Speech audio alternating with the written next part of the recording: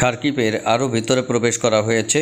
ছিন্ন বিচ্ছিন্ন আক্রমণে লণ্ডভণ্ড ভলোদিমির জেলেনস্কি আসলে পশ্চিমাদের কাছে অস্ত্র চাইতে চাইতে এখন তিনি হয়রান, লজ্জা শরম ফেলে প্রতিনিয়ত অস্ত্র চেয়ে যাচ্ছেন, কিন্তু তাতে কোনো কাজ হচ্ছে না।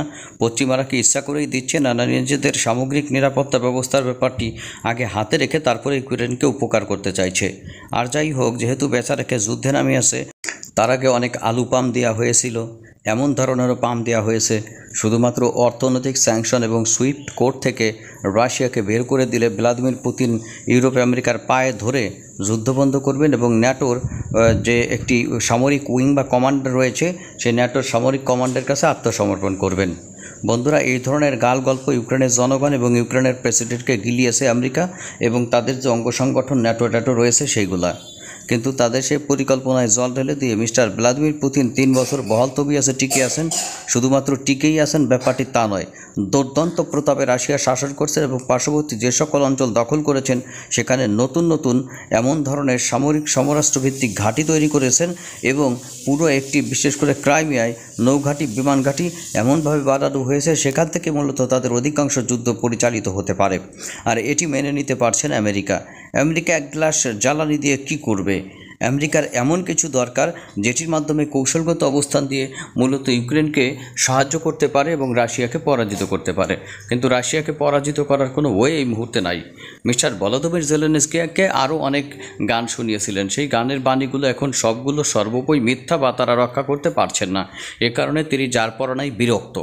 ভলোদিমির জেলেনস্কি চরম মাত্রায় বিরক্ত।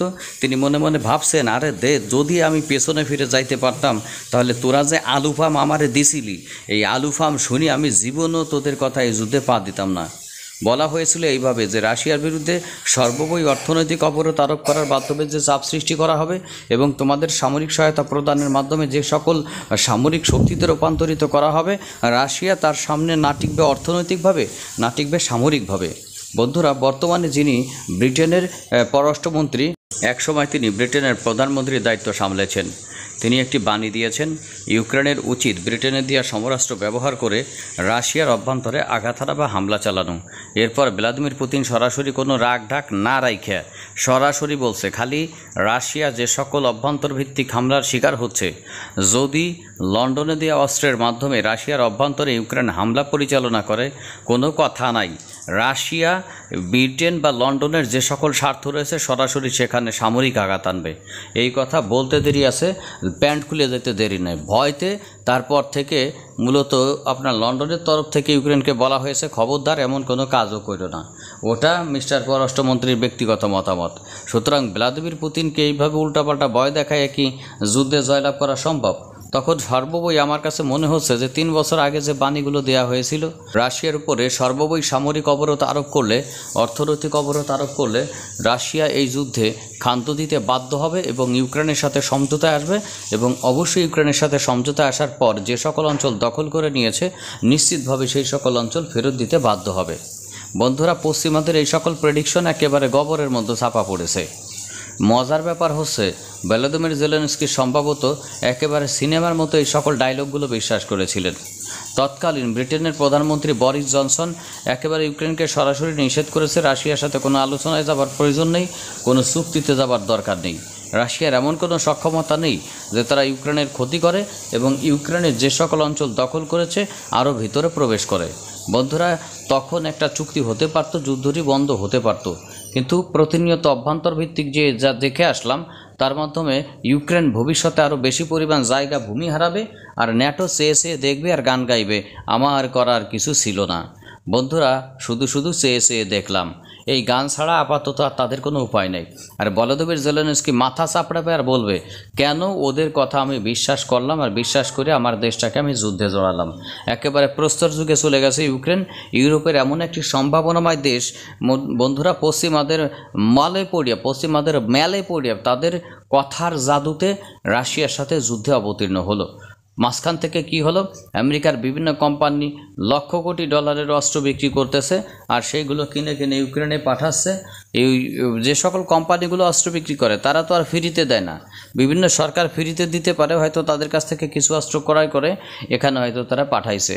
সুতরাং এইভাবে একটা বিষয় আপনাদের মনে রাখা দরকার যে কারো মেলে পড়ে, কারো বুদ্ধিতে পড়ে যখন এইভাবে আপনি কোনো যুদ্ধের মাঠে পা দেবেন এবং আপনার যখন সামরিক স্টেবিলিটি না থাকবে, সামরিক আত্মনির্ভরশীলতা না থাকবে, অন্যের উপরে ভরসা করে আপনি কোনোদিনও একটি অল আউট যুদ্ধ জিততে পারবেন না এবং টিকে থাকতে পারবেন না, এ ব্যাপারে কোনো সন্দেহ নেই।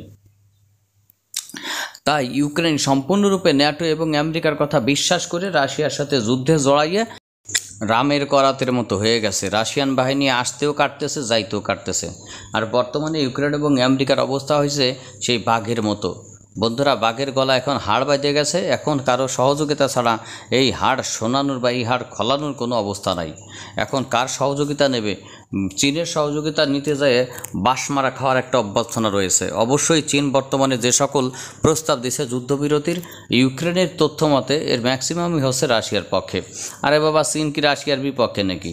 চীন তো সত্যিকার অর্থেই অর্থনৈতিকভাবে রাশিয়াকে বাঁচায় রাখছে। যদিও চীনের প্রেসিডেন্ট শি জিনপিং ঘোষণা দিয়েছেন যে চীন যুদ্ধে রাশিয়াকে কোনো সহায়তাই করছে না, কিন্তু বাণিজ্যিক সহায়তার ব্যাপারটি এমন, এটি যে কোনো সামরিক সহায়তার চেয়ে 10-12 গুণ বেশি।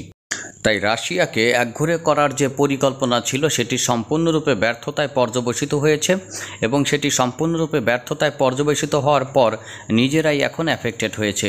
ইউরোপের 12টা বেজে গেছে। কিভাবে আপনাদের একটু ব্যাখ্যা করি। বন্ধুরা, যখন আপনি অন্যের ক্ষতি করতে চাইবেন তখন সেই ক্ষতি বুমেরাং হয়ে আপনার ঘাড়ের উপরে চলে আসবে। বন্ধুরা, রাশিয়ার অভ্যন্তরে আপনার ইউরোপীয় ইউনিয়ন অনেক বিনিয়োগ করেছিল বা বিভিন্ন ব্যবসায়িক সম্পর্ক ছিল। মূলত রাশিয়ার জ্বালানি তেলের মাধ্যমে ইউরোপের সম্পূর্ণ চাহিদা পূরণ হতো।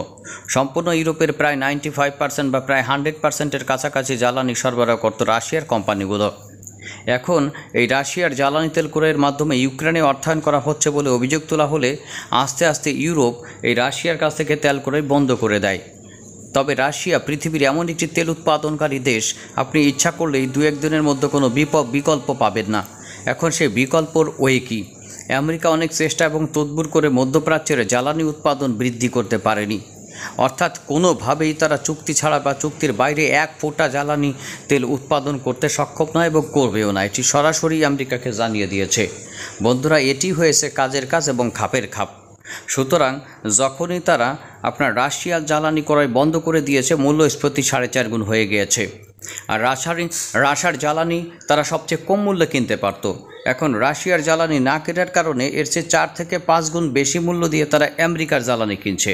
সুতরাং বুঝতে পারছেন স্বার্থটা কোথায়। এখানে ইউক্রেনের জনগণের সার্বভৌমত্বের অধিকারের কথা বলে মূল স্বার্থ আছে অস্ত্র বিক্রি করা এবং তেল বিক্রি করা আপনার বিভিন্ন ইউরোপীয় দেশগুলোর কাছে। আর ইউরোপীয় দেশগুলো 4 থেকে 5 গুণ বেশি দামে জ্বালানি ক্রয় করার পর তারা যখন উৎপাদনে যাচ্ছে তখন বৈশ্বিক উৎপাদন সক্ষমতায় চীনের সামনে তারা দাঁড়াতেই পারছে না। অর্থাৎ ভবিষ্যতে চীনের সামনে তারা আরও দাঁড়াতে পারবে না। তাদের অর্থনৈতিক পঙ্গুত্ব বরণ করবে শুধুমাত্র আমেরিকার পরামর্শে। আর এই আমেরিকার পরামর্শ নিয়ে যতদিন তারা চলবে, তাদের কঞ্চি সহ বাঁশ খাওয়া ছাড়া রাশিয়া ইউক্রেন যুদ্ধের ক্ষেত্রে আর কোনো সুযোগ নাই, ওয়ে নাই। কারণ এখানে জয়লাভের সম্ভাবনা -10ও নয়, আরও অনেক বেশি। বর্তমানে যে পলিসি নিয়ে ইউক্রেন যুদ্ধ করছে আর পশ্চিমাদের অস্ত্র দেওয়ার পলিসি, যদি আপনি দুইটাকে মিলান তাহলে দেখবেন একটার সাথে আর একটার কোনো মিল নাই। ভলোদিমির জেলেনস্কি যেভাবে অস্ত্র চাচ্ছেন, যে পরিমাণ অস্ত্র চাচ্ছেন, সেক্ষেত্রে পশ্চিমাদের দেহ অস্ত্রের পরিমাণ যত সামান্য এবং এটি দিয়ে ফ্রন্ট লাইনে টিকে থাকা কোনোদিন কোনোভাবে সম্ভব নয়। সুতরাং খার্কিভ পতন হবে। খার্কিভের পতনের পর আপনার একজন নেটোর কমান্ডার বলেছিলেন যে রাশিয়ার সেনাবাহিনী সেই সক্ষমতা নাই যে তারা খার্কিভ দখল করবে। বন্ধুরা, সে তার মুখে জামা ঘষে দিয়ে ইতিমধ্যে অনেক দূর এগিয়ে চলে এসেছে পুতিনের বাহিনী। আর যখন খার্কিভ পরিপূর্ণভাবে দখল হয়ে যাবে তখন যে তারা প্রতিনিয়ত মিথ্যা কথা বলেন সেটি প্রমাণিত হবে। এই ব্যাপারে আপনাদের গুরুত্বপূর্ণ মন্তব্যগুলো আমাদের কাছে জানাতে পারেন। ভবিষ্যতে এই যুদ্ধের মাত্রা বা যুদ্ধের গতি প্রকৃতি কোন দিকে যেতে চাচ্ছে বা আপনার প্রকৃত অবস্থা কী মনে হচ্ছে।